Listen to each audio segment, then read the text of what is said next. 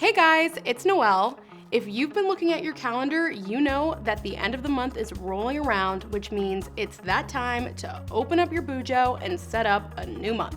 So, as always, I'm here to provide you with a bit of inspiration by showing you what I'm gonna do to set up my month of May. But before I do, definitely subscribe to 17's YouTube so that you don't miss out on any of my future monthly setups.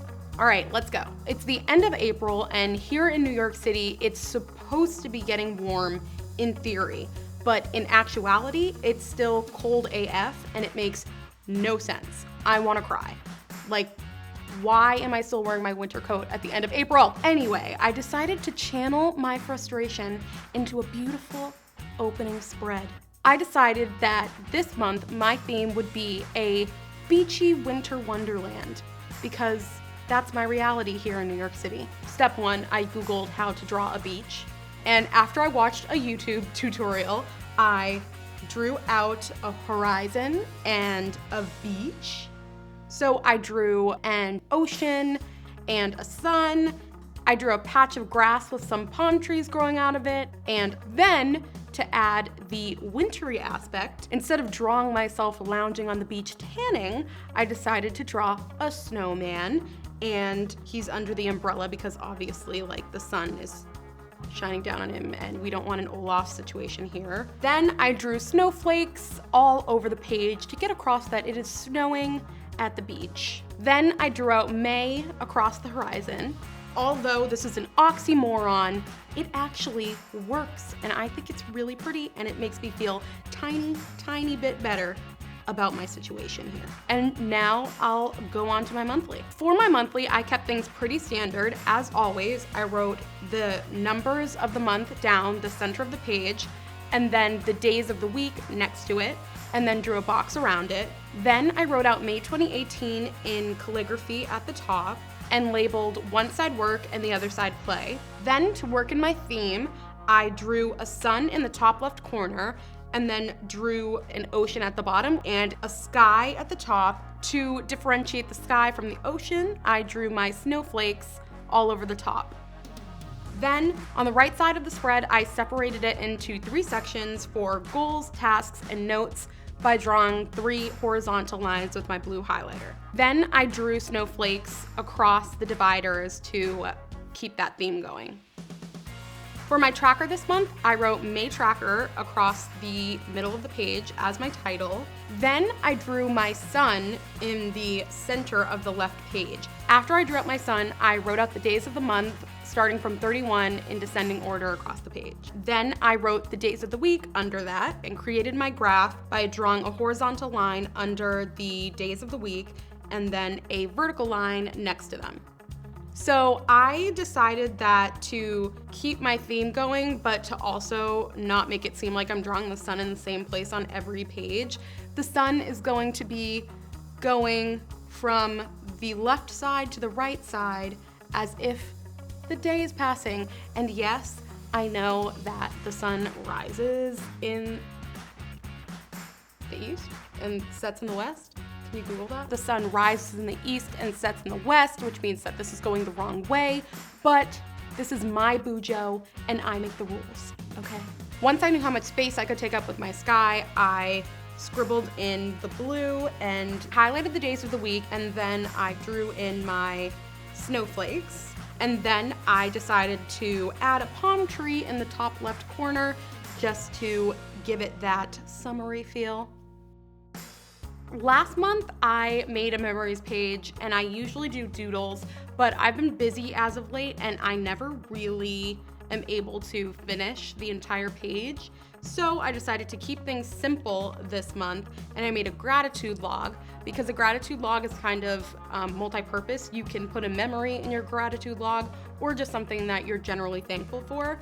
So first, I drew a horizontal line across the top and wrote gratitude in cursive and log under it in all caps. Then I added stars at the top of the page and drew an umbrella in the bottom right corner to continue my beachy theme.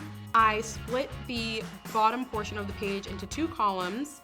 Then I simply wrote out the numbers of the days of the month, skipping a line between each day. And then that's it. You can just fill it in throughout the month. I always like to include a sleep tracker in my monthly setup just because I'm terrible at going to sleep on time, and I like to keep myself accountable and try as best I can to get those 8 hours. So first I decided to get my doodles out of the way, so I drew the sun in the middle of the spread, and then I drew out the blue sky, and then I drew a cute little snowman in the bottom left corner. Then I titled my page with sleep in cursive, and then drew a set of clouds on each side because I feel like clouds equals sleep. Then I finished my spread by writing out the numbers of the month, the days of the week next to it, and then the hours in the night across the top of the page. Then I just created the horizontal axis, and then all I have to do is fill it in throughout the month. Hopefully this will make me sleep better. I wanted to try something new this month, and I was seeing this spread that a lot of BuJoers were doing on Pinterest, which is called My Ideal Day. And they basically just write out a timeline of the day and write exactly what they would like to do on a perfect day. So that's what I'm gonna do.